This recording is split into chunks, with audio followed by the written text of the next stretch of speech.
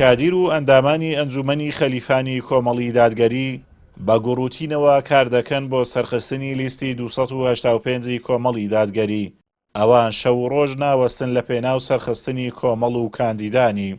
والحەمدولیلا بە گڕوتینەکی باشەوە ئەندامانمان خەڵکی دڵسۆز لایەنگرانمان ینی بەردەوامن دڵخۆشن بە کۆمەڵی دادگەری ئەلحەمدولیلا. بەڕاستی داوا لە سنووری قەزای خەلیفانەکەم بە گەڕوتینێکی زۆرەوە بێنە سەر سندوقەکانی دەنگدان دەنگ بدەن بە لیستی کۆمەڵی دادگەری. پێغەمبەر فەرمی صلی الله علیه و سلم هەر کەسێک لە کونەشێ مالی جارەشە پێوەدا نابی جارەشی دیکە دەست لە ئەو کونەی بە. ئەوانە چەند سارە ئەو خەڵکەی ئیوانە کاتی هەربژانی خەڵکەکەی گەرم و گوڕەکەنەوە دوایش پشتێ لەو خەڵکەی دەپاشەکەن.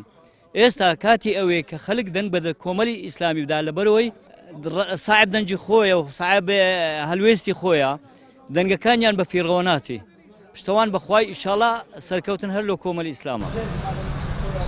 کۆمەڵی دادگەری کوردستان بە بەرگریکارێکی سەرسەخت لە مافی هاوڵاتیان دەناسرێتەوە. لە هەرچوەیەک زوڵم و ستەم هەبوو بێ کۆمەڵ لێی بێدەنگ نەبووە.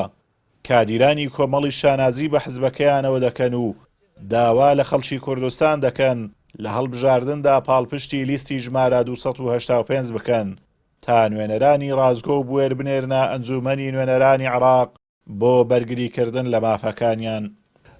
لەبەر ئەوەی هەموو خەڵک شایەدە هەر لەگەڵشی باسمان کرد هەر لە خەباتی شاخیەوە هەتا ئێستا ئەو ساتی تێنەکە پێگوتە خەباتی شاری کۆمەڵی دادگەری بۆ پەڕیشانازیەوە بە دەستپاچی بە دڵپاچی بە پەرێزپاچی بەڕاستی جێپەنجیان دیارە بۆیە ئێمەش هەوڵە دەین شەو و ڕۆژ تێ ئەکۆشین لە پێناو سەرخستنی کۆمەڵی دادگەری و کاندیدە بە ڕێزەکانی. ئێمە دەبینین ئەگەر تەماشای ڕابردوو بکەین تەنانەت پەرلەمانتارانی کۆمەڵی دادگەری جگەلەوەی کە لە پەرلەمان دوورخراونەتەوە لەسەر هەڵوێستی مەردانیان و دەبینین پەرلەمانتاریان تاکە پەرلەمانتاریان لە بەغدا ڕفێنراوە شەهیدیش کراوە.